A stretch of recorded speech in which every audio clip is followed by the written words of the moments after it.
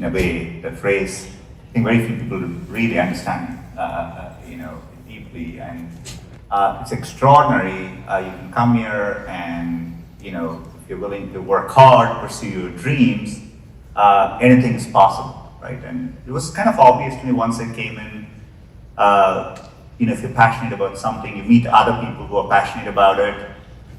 This is a place of dreamers and builders. You're excited about something, people want to build on that idea. It's almost like they want to compose that with you. That is so unique about the place we live in. And so that struck me as this optimism, this real desire to make the world better. And sometimes we all are so used to it. Sometimes I think, we get jaded with technology or something, we forget that. I feel it now when I travel around the world and you go to places where they don't have access to this technology, they so want to be a part of it. Here we have it, right? And I think we've gone through these waves, but that is the essence of this place, I think. And you brought it back to the theater in which Steve Jobs did some of those, path-breaking announcements. But I think that's the spirit of this place. I felt it at Stanford, and I feel it today. I was focused on different things. I was very interested in semiconductors. That was my area of research. That's what I was working on. I was so excited to have access to all that. I almost didn't realize there was this thing called the internet which was happening. So, but a few years later, had the chance to get to know a few people. And when the internet was really taking off, when I started using Google early, the first time I started using it, I realized this is going to give more access to information to this more. This must be what, 96, 97, 98? No, Google wasn't there. Google started in 99. I first used it in about 2000, right? 2000, 2001. But I could instantly feel like you have this thing which is going to give access to technology to more people than anything before. You could use it, you could feel it. The fact that where was that first time that you used Google in 2001? Where were you? I was still in Palo Alto, but I was working in the semiconductor industry. It's interesting to see that as we're going through this moment in AI, everything is coming back to chips, which turns out to be might be the real driver of intelligence, right? And it's not an accident that Google works on TPUs too, right? So it all comes back full circle. But that's the context in which I use. But it's just that when I used it, I instantly felt like this is where I want to be, and spoke to some people, ended up at Google, and soon started working on Chrome. Yeah. And you went to Google, it was about 2003, 2004. So 2004, so you've transitioned now from semiconductors. Right. What semiconductor company were you at? I actually don't know. For a long time, I was at Applied Materials. At Applied Materials. Yeah. So you're at a great company, Applied Materials. Yeah. And now you've decided to go from Applied Materials, semiconductors, to the internet with Google. And you go, that's a pretty big leap actually, from semiconductors to the browser. Look, I wanted to be closer to, when you're working in the semiconductor industry, sometimes you can feel far removed from the people. I wanted to be much closer to where technology was impacting people. And so I wanted to be closer to the consumer. And that's the chance with Google. 2004 was about the time in which you had the web was changing from just content pages to real rich applications. This was Web 2.0. It was Ajax, Gmail had launched, Google Maps, Flickr. You could really see the web evolve. You were pioneering software as a service too at the time. Look, all of this was coming together. And we were 5 years into Salesforce at that. Yeah. Actually, we're going public, and Google was going public in 2004. Now, actually, you mentioned it, Google and Salesforce both went public that year, 2004. That's right. I went back and looked. Our first partnership, I wasn't involved, between Google and Salesforce was 2007. Yeah. That was the first contract I could That's find. not the first partnership. The first partnership was, I was presenting, ahead of our IPOs, and Larry and Sergey were in the front row. And I was presenting on our product strategy, but I also presented on our 1-1-1 model. Yeah. which is the 1% equity, 1% profit, 1% time. And Larry and Sergey came up to me afterwards and they said, you know what? We're going to do that too. And we're going to create Google.org and we're going to do the 1% also. And I want to thank them for that. Thank you. Well, And thank Google for that, because it created a huge foundation with a huge amount of good. And that was the very first time I had met Larry and Sergey, and it was an incredible moment. So, and just at that moment, you were kind of coincidentally joining Google.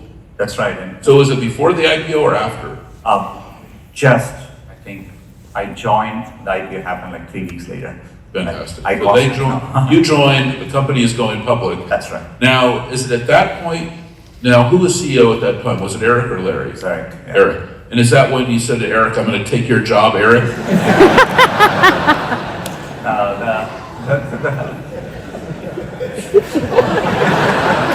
The thing I did recall, it was in 2004, around 2006 is when, the thing with Eric, I still remember that.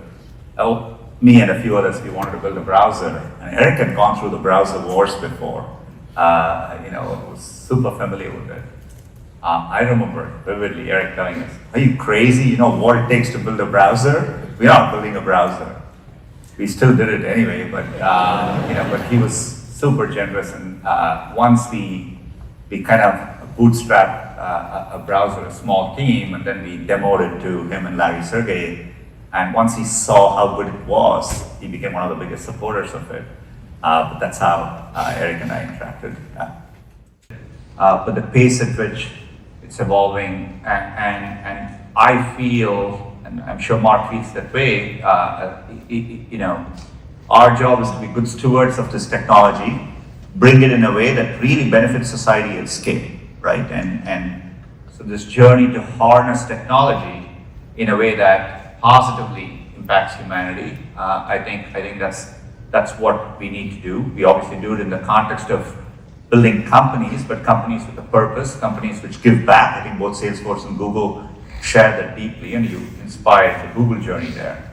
I think there is no better technology to do that than AI, right? And one of the first things when I became CEO was we had gone through a decade of being a mobile-first company, and I wanted to drive the shift to being an AI-first company. So that's what we did in 2017. In fact, in 2017 at Google I/O, we spoke about this concept of AI-first data centers, and we announced our first generation of TPUs in 2017. And so, but it's been a journey. I think in many ways, Larry Sergey were visionary around always understanding the true potential for AI. I was fortunate to go through maybe 4 distinct moments which kind of like really brought it all together for me. In 2010, I went with Larry to the DARPA Grand Challenge, where they were testing autonomous cars, and we saw this car, the Sebastian's team, which won the DARPA challenge.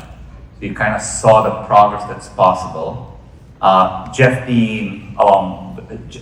Hinton and team had come to Google, and so Jeff Dean demonstrated Google Brain in 2012, the ability for Google Brain to recognize cats using a neural network. That was 2012. I met Demis and team in 2014, and then in 2016 was the AlphaGo moment, right? So seeing all this, it was fortunate to be at that kind of a vantage point, which is why in 2017 I said the company has to be really focused on. It was obvious to me this was going to be the decade of AI. And so that was the journey since then. Just misunderstood was, obviously 2017 was when we published the Transformer paper too. We started using Transformers right away. We saw the power of the technology.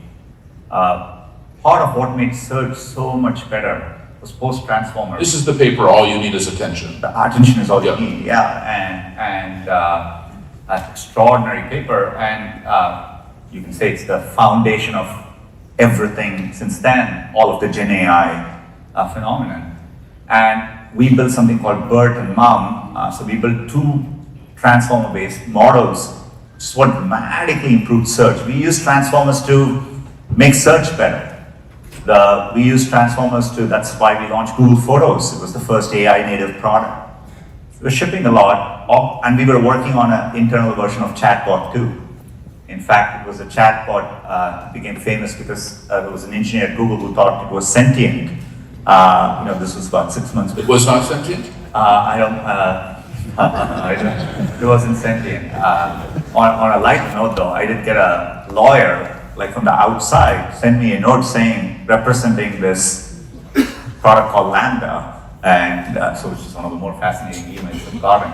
But This is the lawyer representing the sentient chatbot. that's how Okay. it came in, right? But look, we have to take all this seriously. Obviously, the technology wasn't anywhere close to that at that time. But we were making a lot of progress. But you're right, credit to OpenAI. They put it out first. And look, in consumer internet, it's not. I remember being at Google in 2006, and we were working on video search, and YouTube came out of nowhere. Or I'm sure if you were within Facebook, you saw how photos were popular in your feed, and Instagram came out of nowhere. And in the consumer internet world, I would argue, pretty much all of us working on, we knew in a different world, we would have probably launched our chatbot maybe a few months down the line. We hadn't quite gotten it to a level where you could put it out and people would have been okay with Google putting out that product, right? It was still, had a lot of issues at that time. I would argue— A lot of risk putting it out at that putting moment. it out, and I would argue, OpenAI did their deal with Microsoft 2 months before they put out ChatGPT, right? As in some ways, I think it was stuck, in hindsight, it's a bit more obvious fully what it could be. But for me, when ChatGPT launched, contrary to what people outside felt, I was excited because I knew the window had shifted. We were building this technology, we have been building this technology for so long. We were so AI native, everything in the company, every decision we had made. I had decided to take a full stack approach to AI, right? We were investing all the way from infrastructure. We built our own chips. We had world-class research teams in Google Research, Google Brain, Google DeepMind, and to the models and so on. So I just realized this was the biggest opportunity in technology. We were incredibly well positioned, but we had to carpe diem, seize the moment, and execute well as a company, and that's the journey we've been on. We kickstarted Gemini. We brought Google Brain and Google DeepMind together. And we've been rapidly iterating since then. We have had, now we have Gemini 2.5 outside. We are working on Gemini 3.0, which we will release this year. And the progress has been extraordinary. And I think the progress in 26 is going to be even more exciting than 25. So I couldn't be more excited. One of the things—